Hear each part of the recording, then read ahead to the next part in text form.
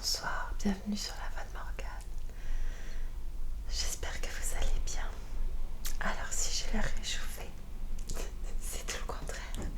C'est qu'en fait, je ne sais pas si ça fonctionne pour vous, mais cette lecture murmurée fonctionne sur moi et je m'endors.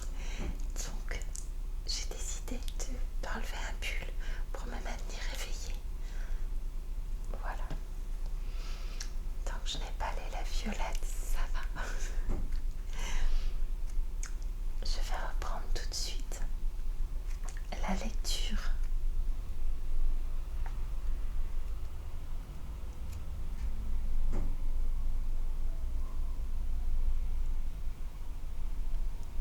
Du château des Carpates, pardon, j'ai eu une absence. J'en suis au chapitre 14.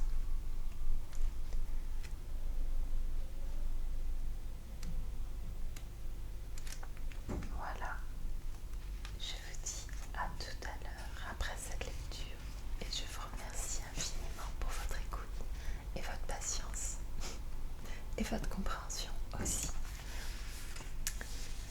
Chapitre 14. Franz était atterré. Ainsi qu'il avait pu le craindre, la faculté de réfléchir, la compréhension des choses, l'intelligence nécessaire pour en déduire les conséquences lui échappaient peu à peu. Le seul sentiment qui persistait en lui, c'était le souvenir de la Stilla, c'était l'impression de ce chant, que les échos de cette sombre crypte ne lui renvoyaient plus. Avait-il donc été le jouet d'une illusion? Non, 1000 fois non. C'était bien la Stilla qu'il avait entendue tout à l'heure, et c'était bien elle qu'il avait vue sur le bastion du château. Alors, cette pensée le reprit, cette pensée qu'elle était privée de raison, et ce coup horrible le frappa comme s'il venait de la perdre une seconde fois. Folle, se répéta-t-il. Oui, folle, puisqu'elle n'a pas reconnu ma voix, puisqu'elle n'a pas pu répondre. Folle, folle. Et cela n'était que trop vraisemblable. Ah, s'il pouvait l'arracher de ce bougre, l'entraîner au château de Krajova, se consacrer tout entier à elle, ses soins, son amour sauraient bien lui rendre la raison. Voilà ce que disait Franz, en proie à un effroyant délire, et plusieurs heures s'écoulèrent avant qu'il eût repris possession de lui-même. Il essaya alors de raisonner froidement, de se reconnaître dans le chaos de ses pensées. Il faut m'enfuir d'ici, se dit-il. Comment? Dès qu'on rouvrira cette porte, oui. C'est pendant mon sommeil que l'on vient renouveler ses provisions. J'attendrai, je feindrai de dormir. Un soupçon lui vint alors, c'est que l'eau du broc devait renfermer quelque substance soporifique. S'il avait été plongé dans ce lourd sommeil, dans ce complet anéantissement dont la durée lui échappait, c'était pour avoir bu de cette eau. Eh bien, il n'en boirait plus. Il ne toucherait même pas aux aliments qui avaient été déposés sur cette table. Un des gens du bouc ne tarderait pas à entrer, et bientôt, qu'en savait-il? En ce moment, le soleil montait-il vers le zénith ou s'abaissait-il vers l'horizon? Faisait-il jour ou nuit? Aussi Franz cherchait-il à surprendre le bruit d'un pas qui se fût approché de l'une ou de l'autre porte.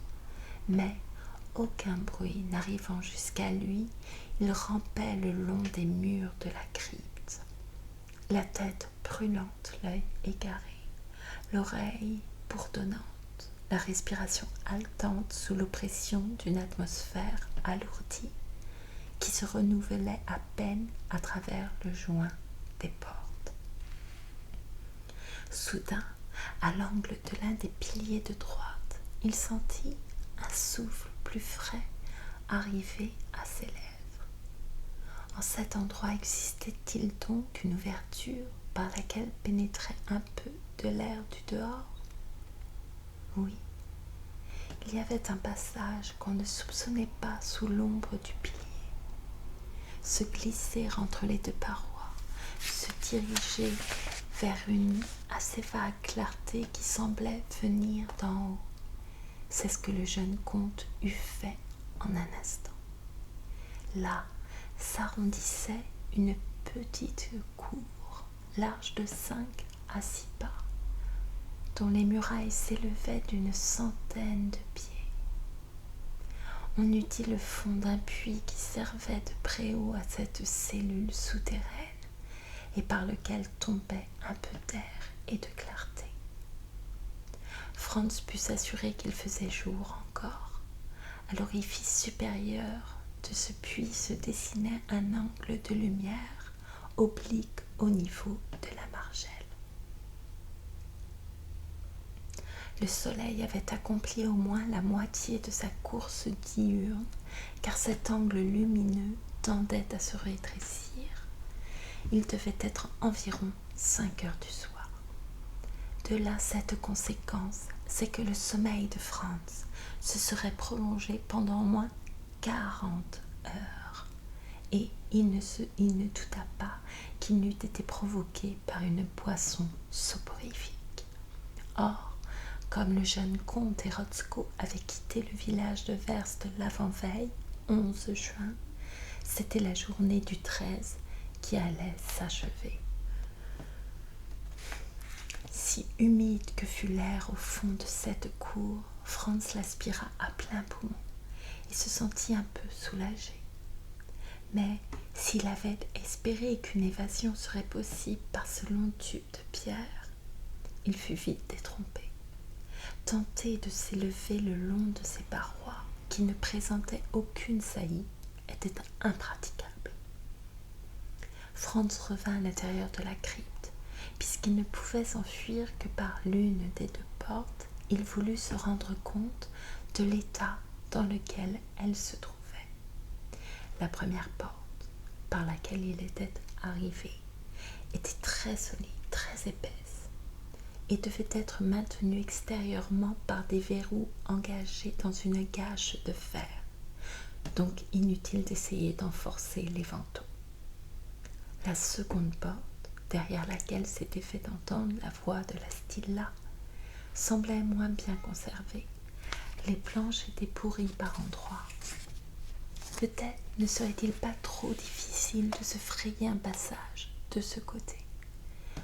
Oui, c'est par là, se dit Franz qui avait repris son sang-froid.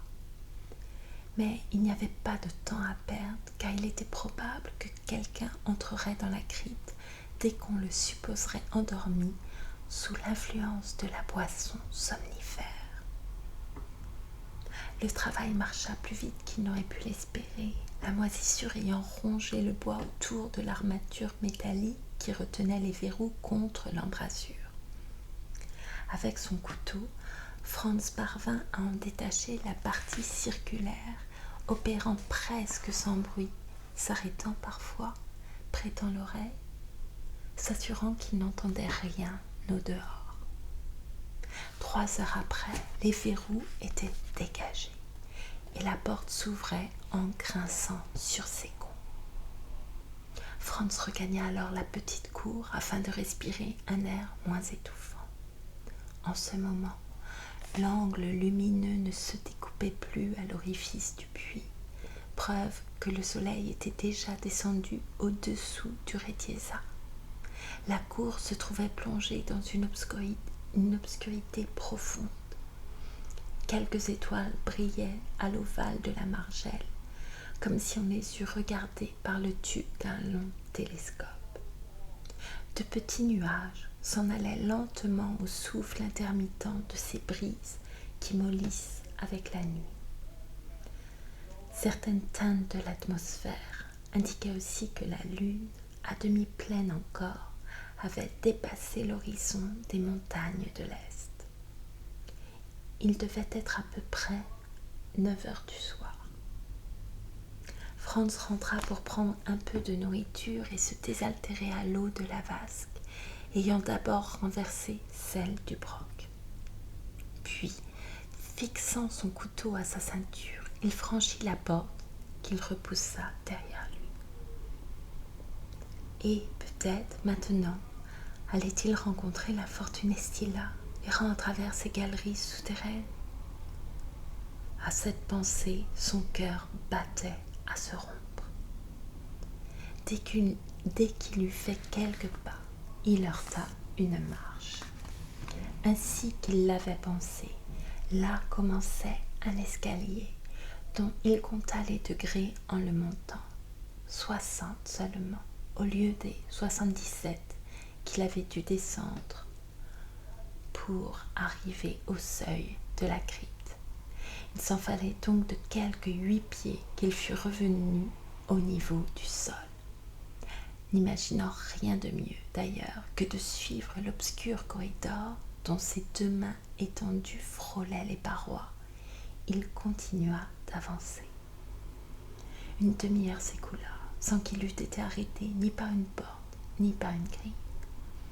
Mais de nombreux coudes l'avaient empêché de reconnaître sa direction par rapport à la courtine qui faisait face au plateau d'organe. Après une halte de quelques minutes, pendant lesquelles il reprit haleine, Franz se remit en marche et il semblait que ce corridor fût interminable, quand un obstacle l'arrêta. C'était la paroi d'un mur de briques, et tâtant à diverses hauteurs, sa main ne rencontra pas la moindre ouverture. Il n'y avait aucune issue de ce côté. Franz ne put retenir un cri. Tout ce qu'il avait conçu d'espoir se brisait contre cet obstacle. Ses genoux fléchirent, ses jambes se dérobèrent. Il tomba le long de la muraille. Mais, au niveau du sol, la paroi présentait une étroite crevasse dont les briques disjointes adhéraient à peine et s'ébranlaient sous les doigts. « Par là, oui, par là !» s'écria Franz. Et il commença à enlever les briques une à une lorsqu'un bruit se fit entendre de l'autre côté. Franz s'arrêta. Le bruit n'avait pas cessé et, en même temps, un rayon de lumière arrivait à travers la crevasse. Franz regarda. Là était la vieille chapelle du château. À quel lamentable état de délabrement le temps et l'abandon l'avaient réduite. Une voûte à demi effondrée, dont quelques nervures se raccordaient encore sur des piliers gibbeux, 2 ou 3 arceaux de style ogival menaçant ruine. Un fenestrage disloqué où se dessinaient de frêles meneaux du gothique flamboyant. Ça et là, un marbre poussiéreux sous lequel dormait quelque ancêtre de la famille de Gortz. Au fond du chevet, un fragment d'autel dont le retable montrait des sculptures égratignées, puis un reste de la toiture coiffant le dessus de l'abside qui avait été épargné par les rafales. Et enfin, au faîte du portail, le campanile branlant, d'où pendait une corde jusqu'à terre. La corde de cette cloche qui tintait quelquefois à l'inexprimable épouvante des gens de Werst attardés sur la route du col. Dans cette chapelle, déserte depuis si longtemps, ouverte aux intempéries du climat des Carpates, un homme venait d'entrer, tenant à la main un fanal dont la clarté mettait sa face en pleine lumière. Franz reconnut aussitôt cet homme. C'était Orphanik, cet excentrique dont le baron faisait son unique société pendant son séjour dans les grandes villes italiennes. Cet original que l'on voyait passer à travers les rues, gesticulant et se parlant à lui-même, ce savant incompris, cet inventeur toujours à la poursuite de quelques chimères et qui mettait certainement ses inventions au service de Rodolphe de Gortz. Si donc Franz avait pu conserver jusque-là quelques doutes sur la présence du baron au château des Carpates, même après l'apparition de la Stilla, ce doute se fut changé en certitude, puisque Orphanik était là, devant ses yeux. Qu'avait-il à faire dans cette chapelle en ruine, à cette heure avancée de la nuit? Franz essaya de s'en rendre compte, et voici ce qu'il vit assez distinctement. Orphanik, courbé vers le sol, venait de soulever plusieurs cylindres de fer auxquels il attachait un fil qui se déroulait d'une bobine déposée dans un coin de la chapelle. Et telle était l'attention qu'il apportait à ce travail qu'il n'eût pas même aperçu le jeune comte si celui-ci avait été à même de s'approcher. Ah, pourquoi la crevasse que Franz avait entrepris d'élargir n'était-elle pas suffisante pour lui livrer passage?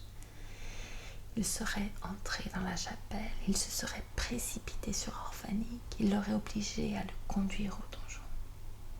Mais peut-être était-il heureux qu'il fût hors d'état de le faire, car en cas que sa tentative eût échoué, le baron de Gortz lui aurait fait payer de sa vie les secrets qu'il venait de découvrir. Quelques minutes après l'arrivée de Orphanik, un autre homme pénétra dans la chapelle. C'était le baron Rodolphe de Gortz. L'inoubliable physionomie de ce personnage n'avait pas changé. Il ne semblait même pas avoir vieilli, avec sa figure pâle et longue que le fanal éclairait de bas en haut, ses longs cheveux grisonnants rejetés en arrière, son regard étincelant jusqu'au fond de ses noires orbites. Rodolphe de Gortz s'approcha pour examiner le travail dont s'occupait Orphanik, et voici les propos qui furent échangés d'une voix brève entre les deux hommes. Chapitre 15. Le raccordement de la chapelle est-il fini, Orphanik? Je viens de l'achever. Tout est préparé dans les casemates des bastions. Tout.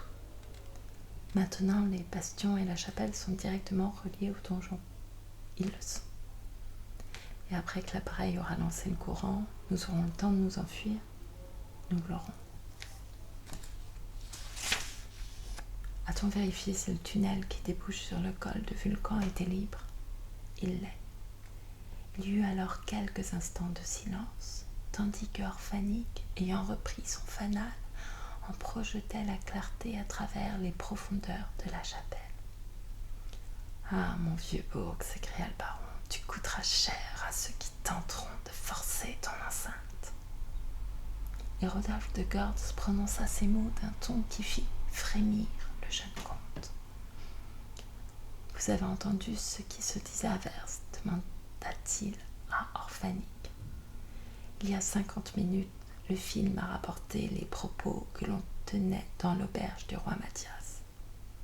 Est-ce que l'attaque est pour cette nuit? Non, elle ne doit avoir lieu qu'au lever du jour. Depuis quand ce Rotzko est-il revenu à Verst? Depuis 2 heures, avec les agents de la police qui l'a ramené de Karlsburg. Eh bien, puisque le château ne peut plus se défendre, répéta le baron de Gortz, du moins écrasera-t-il sous ses débris ce Franz de Télek et tous ceux qui lui viendront en aide. Puis, au bout de quelques moments, et ce fil Orphanik, reprit-il, il ne faut pas que l'on puisse jamais savoir qu'il établissait une communication entre le château et le village de Verst. On ne le saura pas, je détruirai ce fil.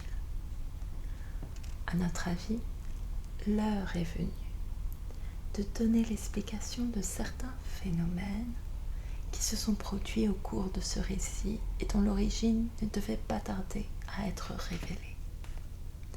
À cette époque, nous ferons très particulièrement remarquer que cette histoire s'est déroulée dans l'une des dernières années du XIXe siècle. L'emploi de l'électricité, qui est à juste titre considéré comme l'âme de l'univers, avait été poussé au dernier perfectionnement. l'illustre Edison et ses disciples avaient parachevé leur œuvre. Entre autres appareils électriques, le téléphone fonctionnait alors avec une précision si merveilleuse que les sons recueillis par les plaques arrivaient librement à l'oreille sans l'aide de cornets. Ce qui se disait, ce qui se chantait, ce qui se murmurait même, on pouvait l'entendre quelle que fût la distance, et deux personnes, séparées par des milliers de lieues, causaient entre elles, comme si elles eussent été assises en face l'une de l'autre. Depuis bien des années déjà, Orphanik, l'inséparable du baron Rodolphe de Gortz, était, en ce qui concerne l'utilisation pratique de l'électricité, un inventeur de premier ordre. Mais, on le sait, ces admirables découvertes n'avaient pas été accueillies comme elles le méritaient. Le monde savant n'avait voulu voir en lui qu'un fou au lieu d'un homme de génie dans son art. De là, cette implacable haine que l'inventeur, éconduit et rebuté, avait vouée à ses semblables. Ce fut en ces conditions que le baron de Gortz rencontra Orphanik, talonné par la misère. Il encouragea ses travaux, lui ouvrit sa bourse et, finalement, il se l'attacha à la condition toutefois que le savant lui réserverait le bénéfice de ses inventions et qu'il serait seul à en profiter.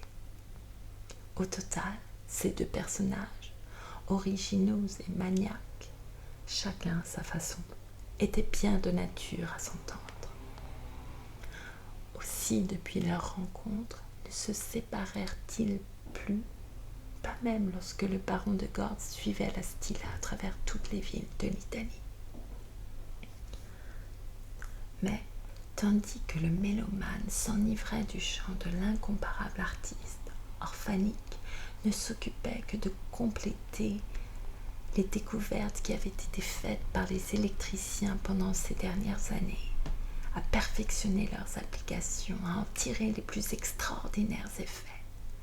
Après les incidents qui terminèrent la campagne dramatique de la Stilla, le baron de Gortz disparut sans que l'on pût savoir ce qu'il était devenu.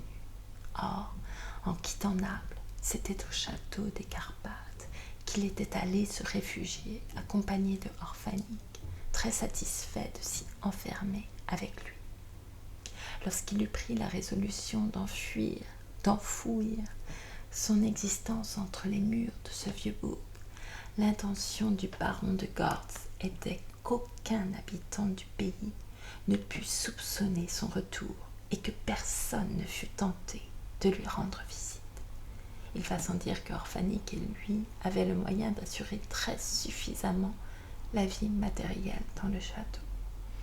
En effet, il existait une communication secrète avec la route du col de Vulcan, et c'est par cette route qu'un homme sûr, un ancien serviteur du baron que nul ne connaissait, introduisait à date fixe tout ce qui était nécessaire à l'existence du baron Rodolphe et de son compagnon.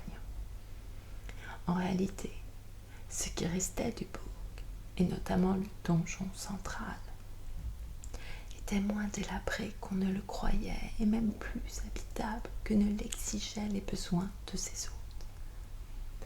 Aussi, pourvu de tout ce qu'il fallait pour ses expériences, Orphanik put-il s'occuper de ces prodigieux travaux dont la physique et la chimie lui fournissaient les éléments. Et alors l'idée lui vint de les utiliser en vue d'éloigner les importuns. Le baron de Gortz accueillit la proposition avec empressement, et Orphanik installa une machinerie spéciale destinée à épouvanter le pays en produisant des phénomènes qui ne pouvaient être attribués qu'à une intervention diabolique. Mais, en premier lieu, il importait au baron de Gortz d'être tenu au courant de ce qui se disait au village le plus rapproché. Y avait-il donc un moyen d'entendre causer les gens sans qu'ils puissent s'en douter? Oui, si l'on réussissait à établir une communication téléphonique entre le château et cette grande salle de l'auberge du roi Mathias, où les notables de Werst avaient l'habitude de se réunir chaque soir.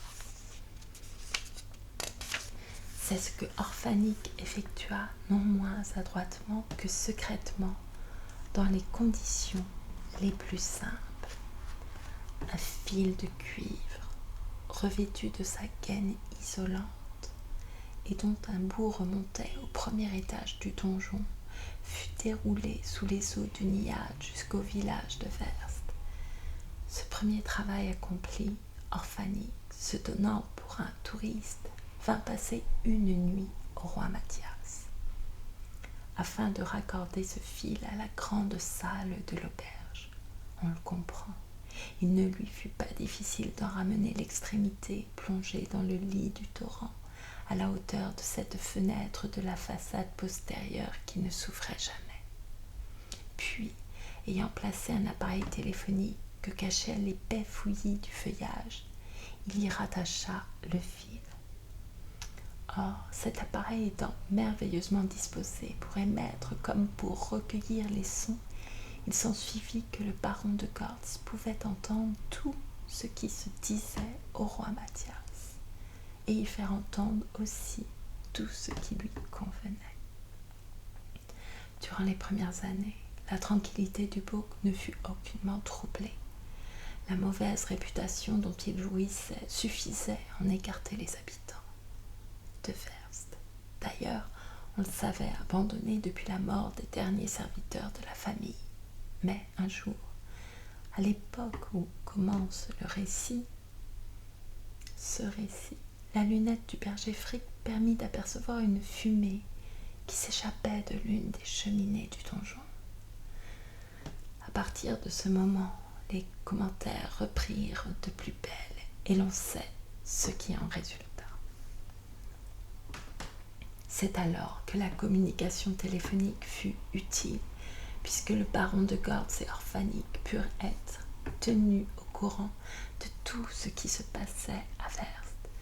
C'est par le fil qu'ils connurent l'engagement qu'avait pris Nickdeck de se rendre au bourg, et c'est par le fil qu'une voix menaçante se fit soudain entendre dans la salle du roi Mathias pour l'en détourner. Dès lors, le jeune forestier ayant persisté dans sa résolution malgré cette menace, le baron de Gortz décida-t-il de lui infliger une telle leçon qu'il perdit l'envie d'y jamais revenir. Cette nuit-là, la machinerie de Orphanik, qui était toujours prête à fonctionner, produisit une série de phénomènes purement physiques de nature à jeter l'épouvante sur le pays environnant. Cloches tintant au campanile de la chapelle, projection d'intenses flammes mélangées de sel marin qui donnaient à tous les objets une apparence spectrale.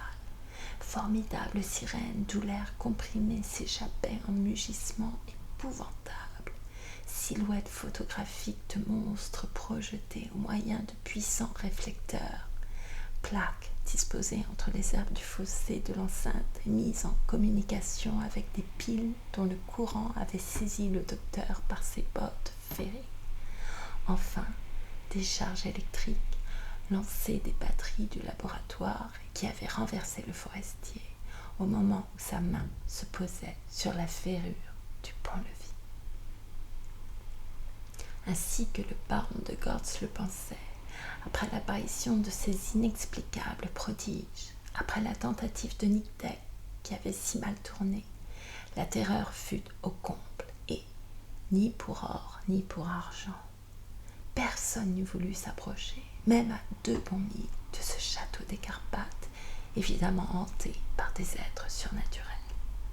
Rodolphe de Gortz devait donc se croire à l'abri de toute curiosité importune lorsque Franz de Télek arriva au village de Werst. Tandis qu'il interrogeait soit Jonas, soit maître Koltz et les autres, sa présence à l'auberge du roi Mathias fut aussitôt signalée par le fil du Niad. La haine du baron de Gortz pour le jeune comte se ralluma avec le souvenir des événements qui s'étaient passés à Naples. Et non seulement Franz de Télek était dans ce village, à quelques milles du bourg, mais voilà que, devant les notables, il raillait leurs absurdes superstitions. Il démolissait cette réputation fantastique qui protégeait le château des Carpathes. Il s'engageait même à prévenir les autorités de Karlsbourg, afin que la police vînt mettre à néant toutes ces légendes. Aussi le baron de Gortz résolut-il d'attirer Franz de Télek dans le bourg, et l'on sait par quels divers moyens il y était parvenu. La voix de la Stilla, envoyée à l'auberge du roi Mathias par l'appareil téléphonique, avait provoqué le jeune comte à se détourner de sa route pour s'approcher du château. L'apparition de la cantatrice sur le terre-plein du bastion lui avait donné l'irrésistible désir d'y pénétrer. Une lumière, montrée à une des fenêtres du donjon, l'avait guidé vers la poterne qui était ouverte pour lui donner passage.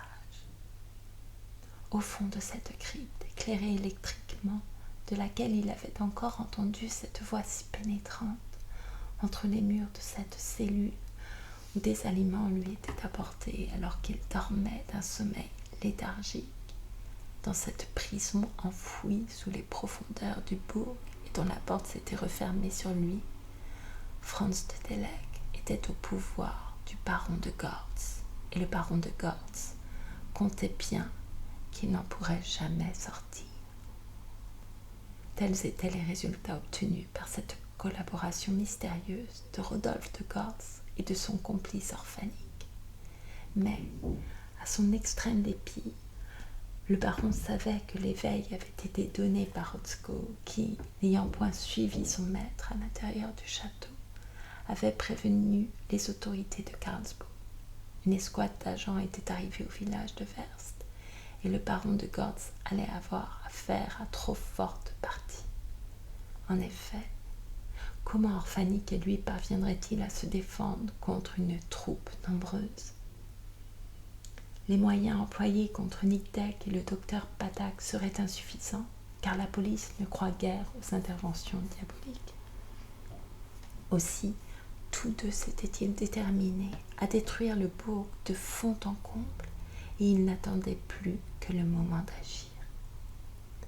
Un courant électrique était préparé pour mettre le feu aux charges de dynamite qui avaient été enterrées sous le donjon, les bastions, la vieille chapelle et l'appareil destiné à lancer ce courant devait laisser au baron de Gortz et à son complice le temps de fuir par le tunnel du col de Vulcan. Puis, après l'explosion dont le jeune comte et nombre de ceux qui auraient escaladé l'enceinte du château seraient les victimes, tous deux s'enfuiraient si loin que jamais on ne retrouverait leurs traces. Ce qu'il venait d'entendre de cette conversation avait donné à Franz l'explication des phénomènes du passé. Il savait maintenant qu'une communication téléphonique existait entre le château des Carpathes et le village de Werst. Il n'ignorait pas non plus que le bourg allait être anéanti dans une catastrophe qui lui coûterait la vie et serait fatale aux agents de la police amenés par Rotzko. Il savait enfin que le baron de Gortz et Orphanik auraient le temps de fuir en entraînant la Stilla, inconsciente. Ah, pourquoi Franz ne pouvait-il forcer l'entrée de la chapelle, se jeter sur ces deux hommes? Il les aurait terrassés, il les aurait frappés. Il les aurait mis hors d'état de nuire, il aurait pu empêcher l'effroyable ruine. Mais ce qui était impossible en ce moment ne le serait peut-être pas après le départ du baron. Lorsque tous deux auraient quitté la chapelle, Franz, se jetant sur leurs traces, les poursuivrait jusqu'au donjon et, Dieu aidant, il ferait justice. Le baron de Gortz et Orphanik étaient déjà au fond du chevet. Franz ne les perdait pas du regard. Par quelle issue allait-il sortir? Serait-ce une porte donnant sur l'une des cours de l'enceinte, ou quelque couloir intérieur qui devait raccorder la chapelle avec le donjon, car il semblait que toutes les constructions du bourg communiquaient entre elles? Peu importait, si le jeune comte ne rencontrait pas un obstacle qu'il ne pourrait franchir. En ce moment, quelques paroles furent encore échangées entre le baron de Gortz et Orphanik. Il n'y a plus rien à faire ici, rien. Alors, séparons-nous. Votre intention est toujours que je vous laisse seul dans le château. Oui, Orphanique, et partez à l'instant par le tunnel du col de Vulcan. Mais vous, je ne quitterai le beau qu'au dernier instant.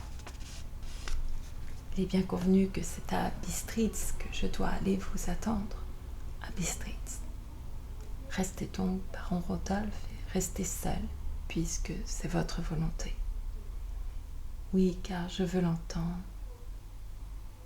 Je veux l'entendre encore une fois pendant cette dernière nuit que j'aurai passée au château des Carpates.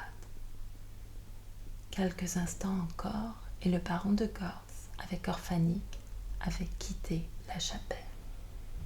Bien que le nom de Stilla n'eût pas été prononcé dans cette conversation, Franz l'avait bien compris.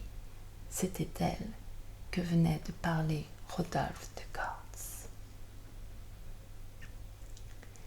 Et c'est la fin du chapitre 15. Ouh là là.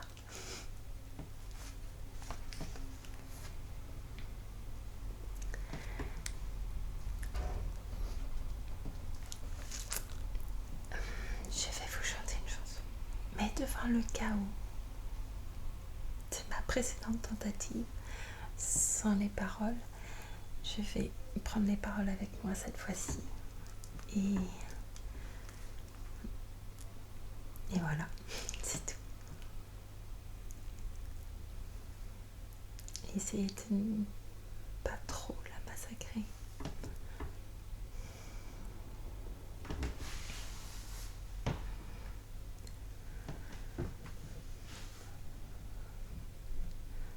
Toi, mon amour, mon ami, quand je rêve, c'est de toi. Mon amour, mon ami, quand je chante, c'est pour toi. Mon amour, mon ami, je ne peux vivre sans toi. Mon amour, mon ami, et je ne sais pas pourquoi.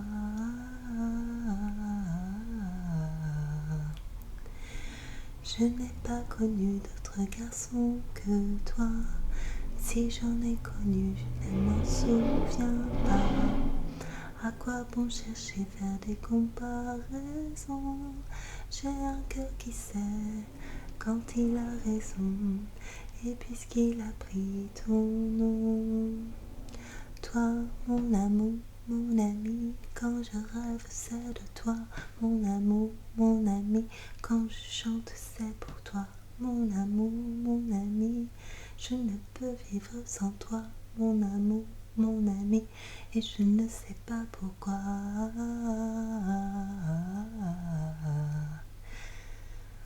On ne sait jamais jusqu'où ira l'amour, et moi qui croyais pouvoir t'aimer toujours. Oui, je t'ai quitté, j'ai beau résister, je chante parfois à d'autres que toi, un peu moins bien chaque fois. Toi, mon amour, mon ami, quand je rêve, c'est de toi. Mon amour, mon ami, quand je chante, c'est pour toi. Mon amour, mon ami, je ne peux vivre sans toi. Mon amour, mon ami, et je ne sais pas pourquoi. Mon amour, mon ami, quand je rêve, c'est de toi. Mon amour, mon ami, quand je chante, c'est pour toi. Mon amour, mon ami, je ne peux vivre sans toi. Mon amour, mon ami, et je ne sais pas pourquoi.